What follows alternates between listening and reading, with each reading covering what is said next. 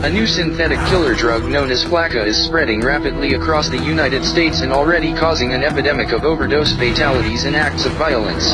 Talk about Flakka. Flakka? The drug is called Flakka. Some have dubbed it the insanity drug. And it's everywhere. It's been described as the scariest drug in the world. More powerful than heroin or cocaine. This is a synthetic drug that can alter your state of mind, raising excited delirium, body temperature, and literally losing their mind. They're all experiencing like superhuman kind of strengths. Or it takes 6 policemen to hold them down. That's a problem. Psychotic breakdowns, hallucinations, aggressive, violent behavior, Cannibalism and self-mutilation. indiscriminate violence. When Flakka takes over, We are living in the context of the end of the age. We are a nation under judgment.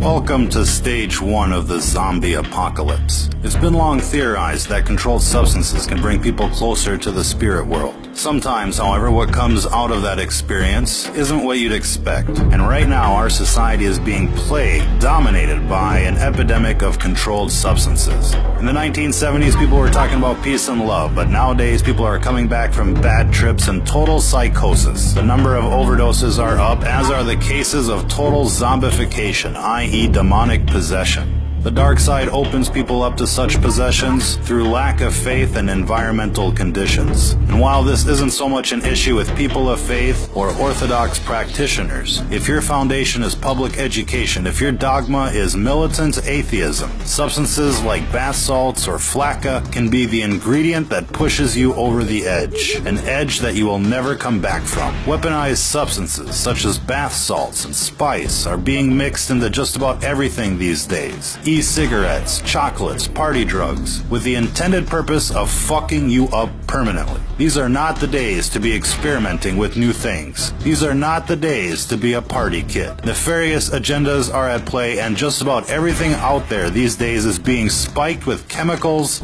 to do you in. This recent craze of legal highs, for example, has become epidemic in proportion. Coupled with the outbreak of pharmaceutical abuse, heroin abuse, meth abuse, this all has the potential to doom an entire generation like never before. Our message is clear. Don't be a guinea pig. Whatever is out there circulating on the streets these days is experimental in nature. Cities are receiving experimental batches so that the effects can be recorded and analyzed. Now, we'd like to think that most of you out there have the common sense to avoid these types of substances. But if not, let this be a fair warning to you. If what you're into is not 100% natural, if your surroundings and mental state is not 100% positive, whatever you're thinking about is not worth the experimentation. Even alcohol has the potential of channeling in evil spirits. If you go to a liquor store in British English societies, hard liquor is called spirits, and it's called spirits for a very good reason. Again, these are gateway substances, and when they're added to the atheist psyche, anything is possible. If you've ever seen somebody turn bright red while drinking, you're basically watching demonic forces take over. Most times, the affected individuals are unaware, and while most of us dismiss their drunken behavior as simply being drunken behavior, there is something else going on. The dark side is constantly trying to induce what's called mutation by design. It's the main reason why everything you buy is laced with chemical or unnatural substances. They call the food GMOs, with the intended purpose of changing the composition of people from a natural state to an unnatural state, from a natural vibration to an unnatural vibration. And while this gets into the metaphysics of the world at large, what you're seeing here isn't natural, it isn't safe, and it isn't just psychosis. It's what happens when you stare into the abyss, and when the abyss stares back. If you're listening to this, you are the resistance.